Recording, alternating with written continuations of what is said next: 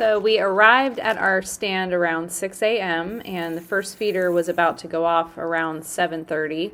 So as you can see here, the pigs were starting to come out. They're anticipating the feeder going off. So we were ready. I was just kind of trying to prepare and see the size of the hogs, try to see which one I might want and which one we might be able to stock later. So we kind of hung out until about 7:30 and just watched the activity. So as you can see here, I sped the video up a little bit, but we moved spots, and our guide, Jace, was kind enough to go and chase the hogs a little bit. So just kind of trying to get set up here on the tripod with the Zev and just waiting. And sure enough, all of a sudden we looked straight ahead and we could see a couple of them starting to pop out. And he must have found a bunch of hidden hogs because they just kind of came out of nowhere, just one after the other. But as you'll see here in a second, once they start to come out, I'm starting to set up here. But you'll see movement, and that's all you could see. None of them stood still. They were just running, and they would not stop coming. So couldn't get a shot off there. I was a little bit disappointed, but there was one particular hog I was after, and I wanted to definitely wait to get the right shot off. So now it's time to walk and stalk the hogs. You can see them there behind me. Had to get a little bit crazy while we were waiting just because the anticipation was killing me.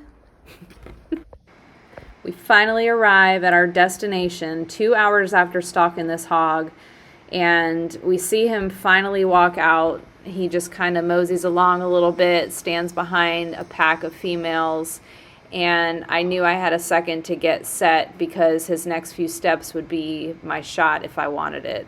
So once I saw him take his few steps out and pause, I just took a deep breath, put that target right above the shoulder, and bang, 60 yards out, I got him.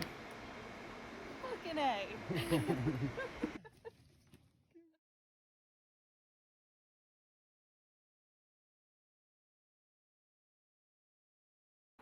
So we're back from our hunt. The meat has now been soaked in our cooler on ice for about 48 hours. It draws the blood out of it. Josh is going to go ahead and trim off that silver skin and the fat that you don't want to eat. You want to just kind of leave the meat exposed as much as you can, get as much as the white off. It's real chewy once it's cooked, so you definitely have to trim that before you cook anything so that it doesn't stay on there. So once that's done, he's just stacking it into the utility pan. I bought a deep one so that we could fit everything into it and the liquid could all stay down deep into it. So you can find that at a grocery store. So once he does that, we're going to go ahead and go on to our next step. Okay guys, so we're back. Josh already trimmed up all the meat like we just showed you. All the fat's cut off. It's washed, it's cleaned. Once he did that, he went ahead and put it right into the utility pan. Like I said, you can just get this at any grocery store or Walmart or Target. It's like $5, something cheap. So I've laid all my ingredients out. So everything that's gonna go into the pan, it's just in one pot, very simple. So here I have a whole clove of garlic. I did cut the top off, so it's just gonna roast in there. This is 2 whole onions, again, just skinned and cut up into quarters. Small white potatoes. You could really use any kind of potato that you prefer. Red, the baby reds are good. We just went ahead with just the plain white potatoes, just 1 bag. 1 thing of mushrooms. You can use portobello mushrooms, regular mushrooms. These are just regular. They're washed and cleaned. And then we have 3 different type of herbs. So you do want the fresh herbs, not in the jar. So you have thyme, rosemary, and sage, salt and pepper. Hopefully you're in Florida, but if you're not, you definitely need to try to find the Everglades seasoning. This is just the original. I do think that they sell these at grocery stores nationwide, but definitely a must for this recipe. And then just garlic salt, plain garlic salt. So I'm gonna get started. It's very simple. Also a stick of butter as well. That comes in at the end. So what you're gonna do is, again, lay it out pretty evenly in the bottom of the pan. You're gonna take your onions and just try to kind of put them into the corners of the pan. Wherever you can fit them, just around the edges. Just kind of try to move the meat around if you have to. But again, not too much, just again, quartered 2 whole onions. And then after that, the next thing you're gonna do is start with your seasoning. So you wanna take your Everglades, and you wanna be actually pretty generous. So I'm gonna sprinkle it all over the top. Get that really, really good flavor in there. Yes, you want a lot. Garlic salt then you're gonna do, sorry, I forgot to remove the paper on the inside.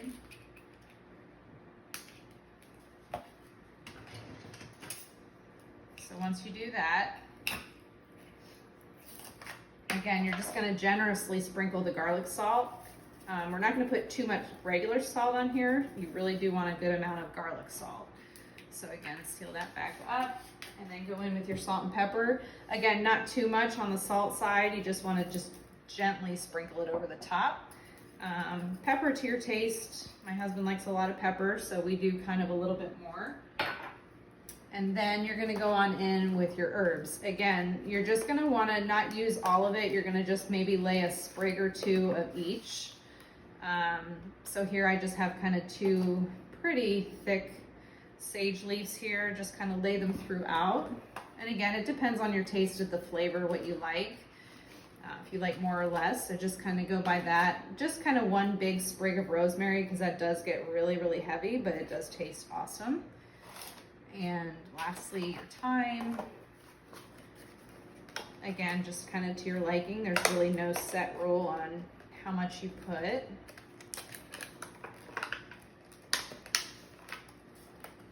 I'm just gonna cut, since these are a little bit thinner, I'm just gonna kind of put maybe 2 or 3 throughout. Just like so.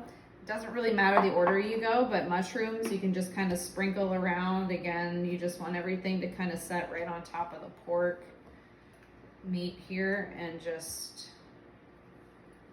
wherever you find a little spot. And then really easy, the potatoes, just kind of drop one on the floor.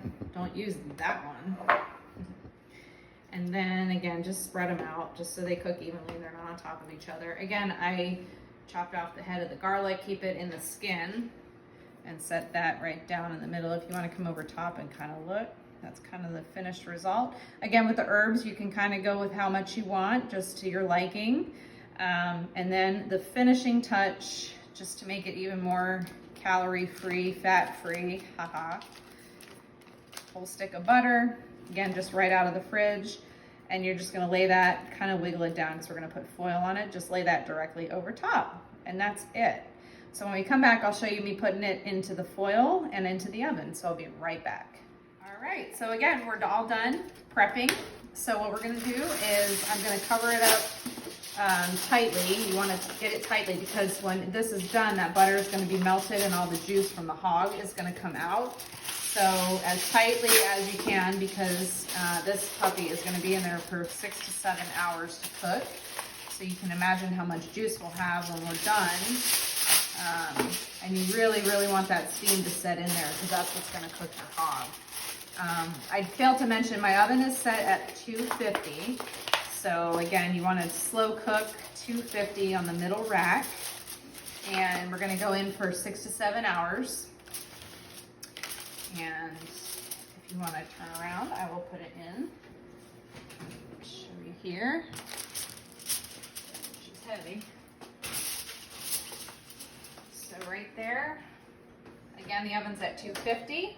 It's 5:02 in the afternoon. So what we'll do is tonight we'll pull it out about 6 hours from now. So about 11 o'clock, we'll come check it.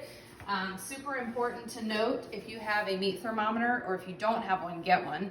If you do have one, you want that meat for the wild boar, you want it to be between 145 and 160 degrees to kill any parasites and bacteria. So once we're done around, let's say 11, we'll check it and go to the deepest part, biggest piece of meat, check the temperature. If it's not done, we'll just let it in. Honestly, it's better to keep it in a little bit longer. You don't want to go too long with it because you don't want the meat to get tough. But if you cook it just right, between 6 and 7 hours, you do it with a pan about that big. So when we come back, it should be all done and we will show you the finished product. Okay guys, so it is the next morning and we're ready to pull our pork out of the oven. We want to see how everything kind of turned out. So it's still covered up. I'm gonna take it out and show you the finished product.